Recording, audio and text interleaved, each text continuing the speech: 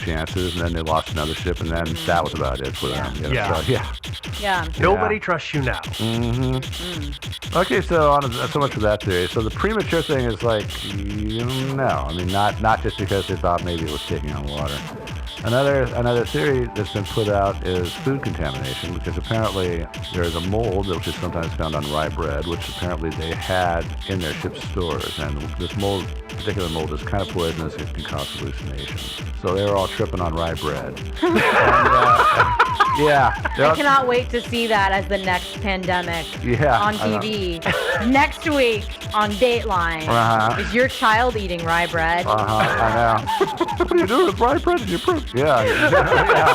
But anyway, that's kind of disproven, because the crew of the Del Gracia, the skeleton crew that sailed the rest of the way to Gibraltar, were eating the same food. And none of them tripped out. So that seems kind of unlikely.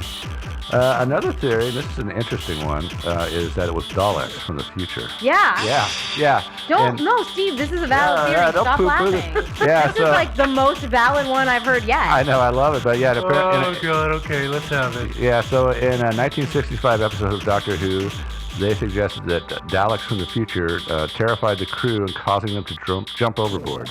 There's actually another, it's not the Mary Celeste, I don't think, episode, but there's another episode where like an alien ship has accidentally merged with it, and they take all of the... That's in the newer version. Yeah, in the newer Doctor season. Who, yeah. And they take everybody onto this alien ship, and then the aliens leave. And they like man the ship because they were all dying for whatever reason. And so the ship is left totally normal. Doesn't look like there's anything wrong with it. And the alien ship goes away. So maybe it was that.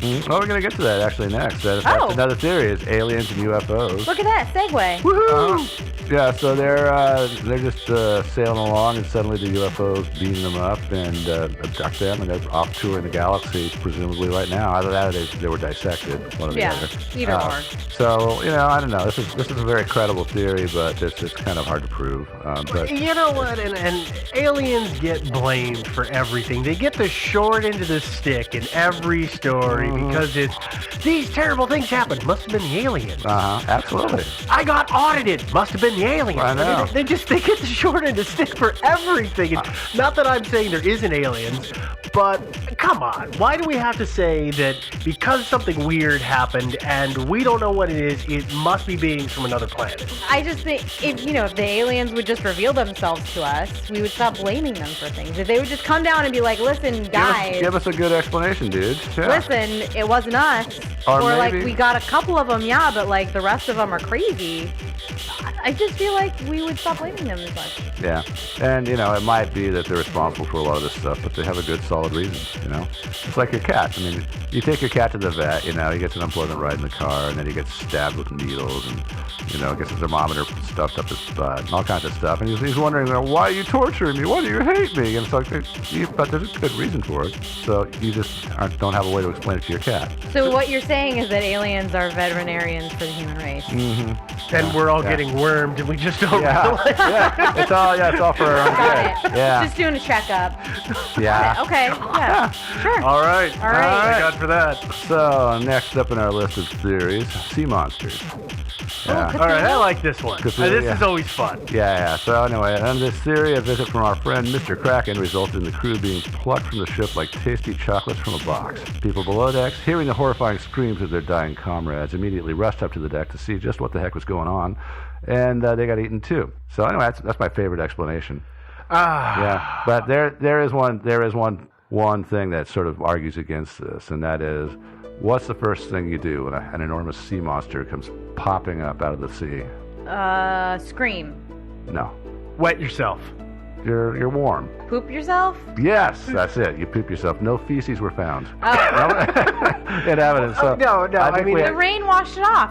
That's a good point. Maybe it was sea monsters. All right. Yeah. Well, according to Pirates of the Caribbean, because I saw that again recently, where the Kraken attacked the ship. Krakens do a lot of damage, and if this ship is in perfectly good shape, I don't think the Kraken just reached up and grabbed one timber and then used it to flick everybody off. Oh, woohoo! I just can't see that happening. happening. No, I I'm gonna imagine say he it's probably not the would have Kraken. torn. I imagine he would have torn it in two. Yeah. And just shaken all the people out into his mouth. I agree. Yeah. Like you do yeah. with the end of the tube of Pringles. Yeah, exactly. So I think we can cross this one off the list. Next one, Bermuda Triangle, of course. They didn't go anywhere near the Bermuda Triangle, so I think we can cross that one off the list. Too. Yes. Yeah. So now we're going to get into some more, some slightly more serious ones here. Underwater earthquakes. There was a guy named David Williams who wrote a book called Seaquake. Love the name. Yes. And he had a section in there about the Mary Celeste. Apparently it's actually true. He's not just making this up. Shock waves from an underwater earthquake, if there's a ship right above, can actually do quite a bit of damage. He referenced, and I checked up on it, and it's true. There's a 32,000-ton ship called the Ida Knudsen, which was very severely damaged to the point where it couldn't be salvaged. That was back in 1969 by one of these seaquakes. It doesn't really entirely make sense to me. Well, you mean the science of it, or No. the theory? Well, his particular theory, and I think his theory sort of like departs from the facts in one key area. Okay, let's run through. And that is the barrels. Okay, so I'm just gonna grab a few things. Okay, I got this. Yeah. Just then, the seafloor near Mary Celeste was ripped apart by a shallow focused earthquake, a relatively common occurrence in the Azores. Whenever the hard bottom shifts vertically at a relatively fast pace, the seabed acts like a giant piston, pushing and pulling the water, sending powerful waves of alternating pressure towards the surface. So at this point, he conjectures that they had been cooking in the galley, and that the motion of the ship bouncing up and down violently in the air caused the stove to bounce out of its holder and come down at an angle. And it's true that the Mary Celeste, when they found it, the stove was kind of like ajar. It was not exactly where it was supposed to be. So his theory is that it came down, settled in an off-kilter position, and some stuff like flying embers came out of it. They had also loosened the stays around, according to him, 9 barrels of grain alcohol in the hold, causing them to fall over, burst open, and dumping tons of alcohol into the hold. Okay. But of course, and this is where it sort of goes south, because when they found the ship and they looked in the hold, the cargo was intact and undisturbed. So that's kind of where he departs from the evidence of the case. Anyway, back to his story here. Choking on the smell of alcohol from the leaking barrels, hearing the crashing sounds all around them, and seeing embers flying about from the fire in the cooking stove was all it took to send the crew into panic and cause them to quickly launch a small yawl and try to get away from the pending explosion and certain death. The crew, now in the small yawl floating behind the Mary Celeste, felt elated when embers died down without causing the alcohol fumes to explode. It was now safe for them to go back aboard and sort out the damage. But the elation soon vanished, replaced by the horrifying discovery that they were no longer tied to the Mary Celeste. In the rush and fear of the moment, the crew had forgotten to properly secure a line from the lifeboat to the mother ship. They watched in dismay as the Mary Celeste, now a ghost ship, sailed slowly away from the yawl with her jib and 2 other small sails set. So he makes a lot of assumptions there. Yeah. And of course, like I said, he departs from the evidence with the barrels. And then I just love it. I just love it. Oh, they suddenly realized they'd forgotten to tie the rope off.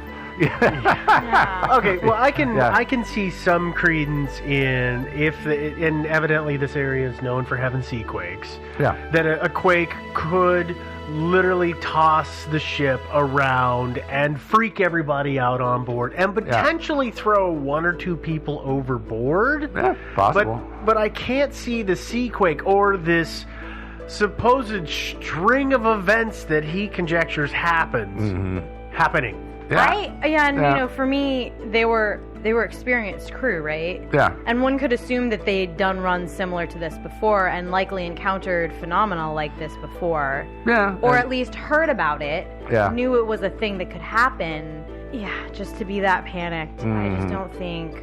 I think also that there wasn't enough damage to the ship. I mean, if it had been that cataclysmic of an event, there should have been more damage. And the ship was unscathed. Yeah. Yeah, that's Number the one. other problem with it. And number 2, when you have these huge crashing cataclysmic forces around you and you're terrified, getting off the ship and into your lifeboat is kind of like getting out of your car and onto a tricycle in the middle of a lightning storm. That's a great analogy. That's a really great analogy, and I think I think it's totally accurate. That not only is it like a pain to get actually physically like perform that act, especially if you've got a woman and a 2-year-old child trying to like do that. Getting from a ship to a lifeboat, not an easy task. But on top of that, it's true, right? That you're like, wow, it's a mess out there. Better get into something small and really fragile. unprotected. Something like small and fragile. That much sounds easier like to a sink. good idea. Yeah, what a great totally. idea. Well, and that's something that I think people who haven't been out on a boat in the ocean in, decent swells, you think, oh, well, it's just, the waves are a couple of feet high. Nope. You get on a boat on a decent size. I've been on it was a 30-foot fishing boat, and they were 10-foot swells, and you think, well, I'm on a 30-foot fishing boat, no big deal, but when you're in the bottom of the swell, You can't see anything. you can't It's see towering anything. over you. Yeah. Because it is just so huge, and that's just a 10-foot swell, which is not that big of a wave out in the middle of the ocean. Even on big ships, you've got those swells. There, you can look down on them from a deck, but they're so big. And it's not so much that like you can't see over them or anything like that, but that you can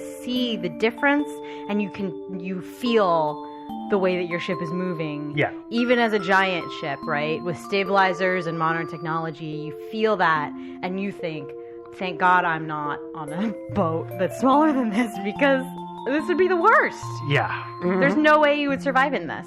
Well, you might, but it's not likely. But it's way better to just stick it out on the ship. And I think anybody hell yeah. who's experienced it all, as I am, with sea travel, knows that you stay on your ship. In weather like that, in whatever like that, you stay on your ship. Oh, yeah. Yeah. Oh, no, I totally So I agree. maintain that. So the underwater earthquakes, that doesn't sound all that plausible. Because again, we're trying to figure out why they left the ship, and that just doesn't sound like that'd be something that would cause them to leave the ship. Well, and if the waves are just going insane, like you said, it's going to be hard to get on the lifeboat, let alone to run into the cabin, grab your papers for the ship, and then get out. Yeah. Because I don't imagine hanging on a hook. I would agree with that, yeah. Okay, I know the next theory. Water spouts. There are such phenomena, and they are dangerous. What are they?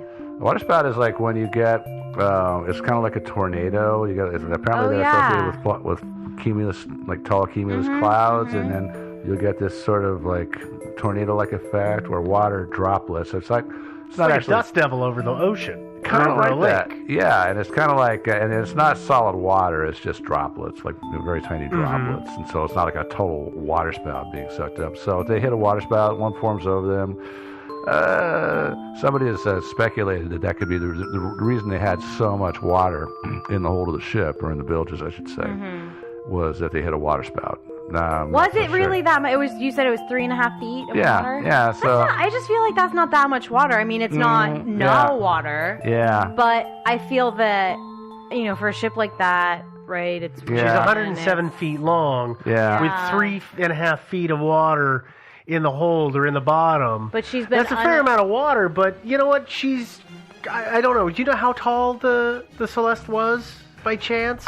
Off the top of your head? From the photos I've seen, I would say she was probably the top to the tip of the mast. I don't know, 120 to 140. But what about the body of the ship, I guess, is where I'm getting at. If the ship is 107 feet long, I'm going to guess she's, 20, 30 feet high from bottom to top? Oh, I see, to the deck. From the water line to the deck? From the bottom from to the keel to the deck. From the keel to the deck. Thank you. I would guess 20, 25 feet. Yeah, 3.5 feet is not a lot of water. It's not that much, particularly if I think we can safely assume that if the ship was left unattended without being bilged out or anything like that for 10 days, most of that wasn't there when the crew left. No, precisely. So the water spout, if it was, apparently these are dangerous. It could have caused damage to the ship, and there was no observed damage. So therefore...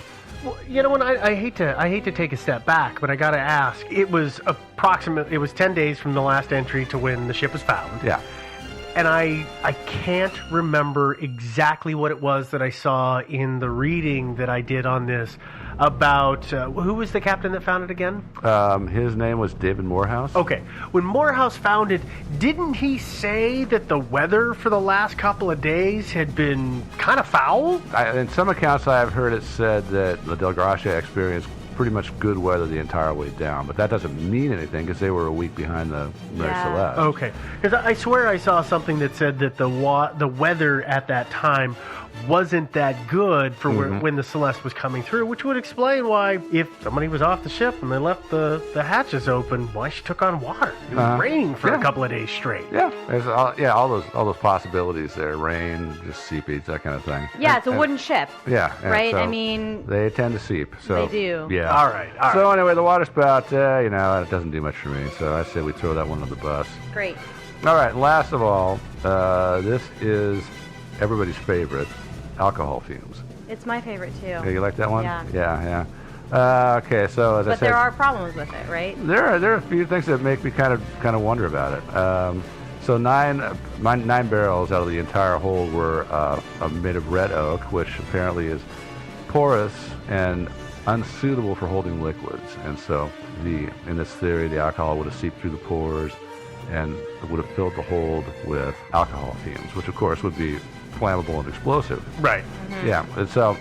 And the rest of the barrels were white oak? Yeah, they were right? white oak, exactly. And so these 9 red oak barrels, which were the ones that were found to be empty when they finally unloaded the boat in Genoa. So as the alcohol leaked out, filled the hold with fumes, a random spark, and people have theorized that could have happened by just barrels shifting and the metal bands on the barrels scraping against each other, touching off just a little bit of spark, just enough to make an explosion. And the explosion would have blown off the hatches. That would explain 2 open hatches. And of course, it would have panicked the crew. Somebody did an experiment with this. They built a miniature model of the hold of the ship with the hatches and everything, and little paper things to represent the barrels. And then filled it up with butane, touched it off, and it did make an explosive sort of thing, but it didn't burn anything because it burns cool and it burns off really fast. Yeah, and that was really interesting. That was the thing that really piqued my interest in this theory, was that it was like a cold burn, and it was more of like an energy blast than it was like a heat. It was a concussive blast. Yeah. Yes. Which I think is very interesting. I also think it has the potential to explain that it wasn't necessarily that the crew abandoned it, but perhaps they were thrown from it or burned up in the cold burn. I didn't totally understand if it could have killed a person or not. But I thought that was kind of a nice way to explain. It wouldn't have been an abandonment at that point. It would have been the crew suffering catastrophic failure, being thrown from the ship or whatever. Yeah, it could have been. Of course, then we'd find, at least some of the people would have been below decks, and we would have found some bodies. I guess that's not true. we, but somebody would have found some bodies. Yeah, unless they were pushed out with the explosion. I don't know if that's possible. Yeah, that's possible too. But then a lot of stuff like furniture and gear and clothes, other stuff would have been. That's true. I didn't even think about that. Yeah, and another thing I thought about, but again, they would have found bodies, was that the fire consumed all the oxygen, and a bunch of them were asphyxiated. If you were below decks and there wasn't much in the way of ventilation, and it couldn't have just burned just the bodies. It would have. Yeah, and it wouldn't have. It didn't. So it didn't burn anything. So. Well, and there was no signs of a fire. Right, but so that was the thing they were saying, is that like this could have burned a bunch of fuels and caused an explosion that would have left like almost no trace. It probably would. It could have explained why perhaps the stove was a little wonky when they found it, but it wouldn't have left any kind of burn explosion damage, really. Yeah. In that vein, though, I mean, if you could imagine a situation where that explosion happened. And say it was foul weather, and there was only like 1 or 2 guys up topside. Maybe just the helmsman was topside. Maybe it was nighttime or something like that. And this explosion happens, it asphyxiates everybody below decks. So when he first gets a calm moment, he can take a break from steering. He goes down and finds everybody dead. And so he then has to dispose of the bodies. He's got a ways to go. He can't have rotting corpses on the ship, so he hauls them all topside, gives them a burial at sea. And then tries to take the ship single-handedly, or maybe there's 2 guys, trying to take it all the way to civilization by himself, and then eventually reaches the point where he realizes he just can't do it. And so he gets the lifeboat out, which I don't know, and again, I don't know how easy that is for 1 guy to get the lifeboat overboard, maybe 2 guys, and abandon ship. Yeah. So there is that. I don't know. Yeah. I don't know. I do not know. But, so again, there's also there's an alternative for that, which is that they popped open one of the hatches to the hold, and suddenly all these alcohol fumes come rushing out because these things have been leaking and they've been sealed up. And so somebody says, hey, you know what? That stuff's flammable. And they all get in a panic, and they decide, and the captain especially, he's got his wife and his daughter aboard. so he's really concerned about their safety. They decide to get in the lifeboat, attaching a stout rope to the lifeboat and to the ship, and then just get a ways away from the boat and see if it's going to blow up, and see if perhaps the wind will just sort of ventilate out the hole and get some of those fumes out of there and make it safer. I'm always the naysayer, and I admit it. But my thought on this is that, okay, if you open up 2 hatches because you're trying to ventilate all the fumes that are in there, and